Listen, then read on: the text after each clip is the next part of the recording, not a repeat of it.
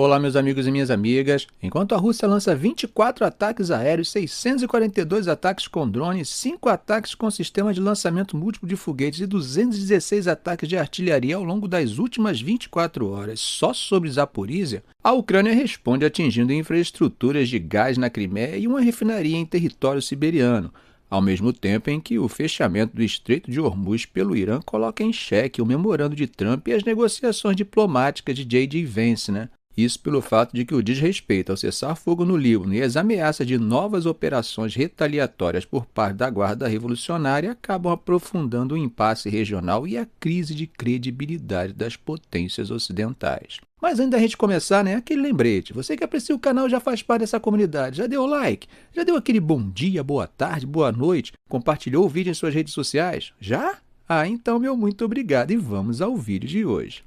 Bom, gente, começando pela Ucrânia, e ao longo do período entre a noite de ontem e a madrugada de hoje, a Rússia lançou 99 drones de longo alcance. Agora, as autoridades de Kiev disseram que conseguiram interceptar um total de 92 desses drones lançados. Bom, gente, mas segundo as autoridades ucranianas, quando consideramos as últimas 24 horas, os ataques russos contra a Ucrânia resultaram na morte de 3 pessoas e no ferimento de outras 45. Na cidade de Kharkiv, 2 pessoas morreram e 10 ficaram feridas devido aos ataques russos que, segundo as autoridades locais, fizeram uso de drones e bombas planadoras que atingiram diversos prédios durante a madrugada de hoje. Agora, na região de Zaporizhia, o governador Ivan Fedorov disse que os russos lançaram 24 ataques aéreos, 642 ataques com drones, 5 ataques com sistemas de lançamento múltiplo de foguetes e 216 ataques de artilharia ao longo das últimas 24 horas. E como temos visto, essa região tem sido uma das mais atingidas pelos ataques russos. Meus amigos, mas do outro lado da força, os ucranianos atingiram compressores de gás na Crimeia e uma refinaria de petróleo na cidade siberiana de Tyumen. O comandante ucraniano, Robert Brovd, que é conhecido como Madyar, escreveu no Telegram que as forças de sistemas não tripulados da Ucrânia lançaram uma onda de drones contra os russos e atingiram 4 compressores de gás na Crimeia, uma ponte sobre o Estreito de Renichesk, que liga a Crimeia ao Oblast de Kherson, e também contra outras 3 instalações militares russas. Ele falou que os ataques começaram ontem à noite e, logo em seguida, ele começou a publicar imagens de drones ucranianos atingindo a instalação subterrânea de armazenamento de gás de Ipiv, que fica ali no oeste da Crimeia. Também foi visto fumaça saindo da usina termoelétrica de Tavirishka, na cidade de Simferopol. Agora, a cerca de 2.000 quilômetros da Crimeia, segundo escreveu Serhiy Stirnenko, assessor do ministro da Defesa da Ucrânia nas redes sociais, drones ucranianos também atacaram a refinaria de petróleo Tyumen, que processa de 6,5 a 9 milhões de toneladas métricas de petróleo bruto por ano. As autoridades russas afirmaram que o ataque à refinaria foi repelido pelas unidades de defesa aérea. O governador regional, Alexandre Mor, disse que as equipes de emergência estavam trabalhando nos locais onde caíram destroços de drones e que os funcionários da refinaria haviam sido evacuados. Mor também disse que as instalações não foram danificadas no ataque. Bom, meus amigos, mudando de assunto, o tal memorando de intenções assinado por Trump com grande pompa no histórico e simbólico Palácio de Versalhes não parece que trouxe tanta estabilidade assim, As negociações que deveriam começar logo em seguida, até agora não passam de promessas e adiamentos. Segundo J.D. Vance, que é o vice de Trump, ele espera ir em breve à Suíça para conversas com o Irã. Isso mesmo depois de a Guarda Revolucionária Islâmica de Teherã ter declarado novamente o fechamento do Estreito de Hormuz, alegando violações do cessar-fogo por Estados Unidos e por Israel. Claro que a medida tomada pelos iranianos acaba aumentando a tensão antes das negociações, Os dois lados tentam avançar com o acordo provisório que foi assinado na quarta-feira por Trump e por Pezeshkian. E a Guarda Revolucionária alertou os navios para que não se aproximassem do canal de Hormuz. A justificativa iraniana é de que houve crimes de Israel no Líbano e que os Estados Unidos não cumpriram seu compromisso em garantir o cessar-fogo.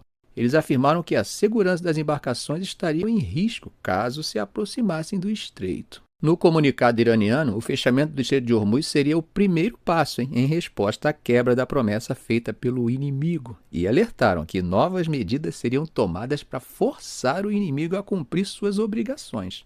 Eles ainda enfatizaram, gente, que o MOU, que é o Memorando de Entendimento, assinado digitalmente e remotamente pelos presidentes do Irã e dos Estados Unidos na quinta-feira, menciona especificamente o fim imediato e permanente da guerra em todas as frentes, inclusive no Líbano, com os dois lados se comprometendo a que ninguém iniciaria qualquer guerra ou operação militar um contra o outro, e garantindo a integridade territorial e a soberania do Líbano.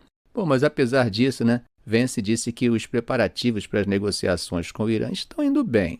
Pouco antes, a Fox News exibiu uma entrevista com ele dizendo que ele está confiante de que o cessar-fogo acordado no acordo de 14 pontos entre Washington e Teherã seria mantido. Não sei porquê, mas eu lembrei dos 14 pontos de Wilson, lá no final da Primeira Guerra Mundial, que teve o principal acordo de paz com a Alemanha, também assinado no Palácio de Versalhes, Bom, mas voltando para o nosso assunto, a promessa de Vance foi meio que vaga, Veja só o que ele disse, abre aspas. Prevejo que participarei em algum momento nos próximos 2 dias, mas você sabe que é sempre uma questão delicada de coordenação e protocolos diplomáticos, fecha aspas. Ele acrescentou que os negociadores americanos Kushner e Witkoff estiveram na Suíça por algumas horas tratando de alguns dos elementos técnicos dessa negociação. Há quem leia que eles foram, mas ficaram frustrados com o fechamento de Hormuz. Será que o Irã lançou a velha tática da cadeira vazia? E aí ele disse, abre aspas, pelo que entendi, conversando com Kushner e Witkoff essa manhã, as coisas estão indo bem, fecha aspas. Bom, gente, o Ministério das Relações Exteriores do Irã informou que seus negociadores partiriam para a Suíça ainda hoje. No entanto, uma das condições para o início de 60 dias de negociações entre Estados Unidos e Irã sobre o programa nuclear de Teherã e outras questões é exatamente a cessação dos combates no Líbano. Mas, apesar das promessas e dos anúncios, a Defesa Civil libanesa afirmou que 16 pessoas foram mortas em ataques de Israel no Líbano só hoje, poucas horas depois da entrada em vigor daquele cessar-fogo que nós chegamos a comentar sobre ele aqui no vídeo de ontem, Mas agora fica a pergunta, quem desrespeitou o cessar-fogo? Bom, Israel disse que está respondendo a ataques do Hezbollah, enquanto o grupo afirma que não vai permitir avanços de Israel dentro do território soberano do Líbano. O impasse é que Israel insiste em manter suas forças no território libanês que ocupa. Um funcionário americano havia dito que o cessar-fogo entrou em vigor às 16 horas de sexta-feira, e fontes de Israel e do Hezbollah chegaram a confirmar o acordo. A agência de notícias estatal libanesa NNA informou que aviões de guerra e drones de Israel atacaram locais no sul do Líbano e no Vale de Bekaa hoje, e que 16 pessoas foram mortas nos ataques. Agora, um oficial militar de Israel disse que o Hezbollah disparou mais de 50 projéteis contra forças de Israel no sul do Líbano durante a noite, e que Israel respondeu atacando alvos que descreveu como pertencentes ao grupo. Um comunicado militar declarou que Israel está comprometido com o cessar-fogo e que vai continuar a agir contra qualquer ameaça a Israel ou às suas forças. Agora, do outro lado, o Hezbollah falou que seus combatentes confrontaram forças de Israel que tentavam se infiltrar na região montanhosa de Ali al-Tasher, no sul do Líbano, durante a noite, e que eles infligiram baixas a essas forças. Bom, gente, vocês perceberam o nível do impasse, E nós já percebemos, que nem o Hezbollah, nem o governo atual de Netanyahu tem interesse no acordo de paz de Trump, Enquanto isso, o Irã arrasta Trump para dentro do lamaçal em que ele mesmo, com seus próprios pés, fez questão de entrar. Bom, um dos ataques de Israel mais mortais de sábado atingiu um prédio residencial de 3 andares na cidade de Barish, no distrito de Tiro, matando um pai, uma mãe e seus 2 filhos. O exército libanês afirmou que um ataque de Israel também matou um soldado na estrada de Kfar Rumana Battier. A porta-voz militar de Israel em árabe afirmou que a calma e a estabilidade poderiam ser alcançados se o Hezbollah cessasse o que ela descreveu como atividades hostis e violações de acordos. Ela falou que a presença de Israel no Líbano tinha como objetivo eliminar ameaças e não prejudicar civis libaneses. Bom, gente, enquanto o impasse continua, o Ministério da Saúde do Líbano afirma que 3.912 pessoas foram mortas em ataques de Israel desde 2 de março, incluindo médicos, mulheres e crianças. Já Israel diz que pelo menos 32 soldados de Israel e 4 civis foram mortos nesse mesmo conflito com o Hezbollah. Bom, mas o que o Irã diz disso tudo, hein?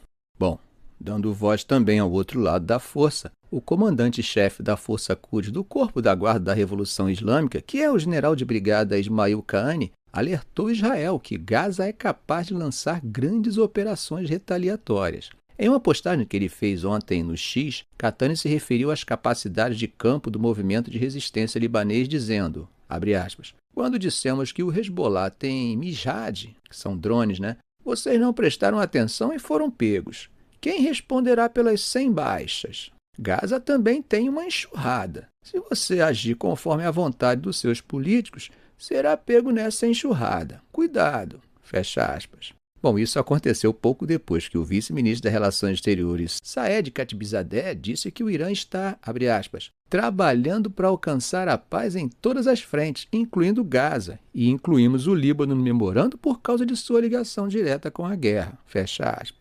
Agora, sobre a indignação seletiva, Ismail Bagaei, em uma postagem no X, disse que a hipocrisia há muito tempo é uma característica que define a cultura política francesa. E aí ele citou a obra Tartufo, do dramaturgo francês Molière, de 1664, e sua crítica à insinceridade. Ele disse que a França permanece em silêncio enquanto cidades iranianas foram alvo de ataques e civis inocentes foram mortos em Minab, Teherã, Lamerde, Isfahan e outras áreas. Segundo Bagaei, esse silêncio equivaleria à cumplicidade com os agressores. E ainda disse que a preocupação atual do ministro francês com os direitos dos iranianos reflete uma moralidade seletiva movida por interesses políticos. E concluiu dizendo que tamanha hipocrisia e duplicidade de pesos e medidas são surpreendentes. Ou seja, gente, ele está cobrando coerência nas críticas, né? Por exemplo, se a Rússia invade um país soberano como a Ucrânia, os europeus chamam de agressão e passam a armar o agredido e condenar o agressor. No entanto, se os Estados Unidos invadem um país soberano como o Irã, os europeus criticam e sancionam o agredido e cooperam com o agressor. Não sai ainda não. Você gostou do vídeo? Se você gostou, dê um like, inscreva-se no canal, faça um comentário. Eu quero saber a sua opinião, ok? Um grande abraço.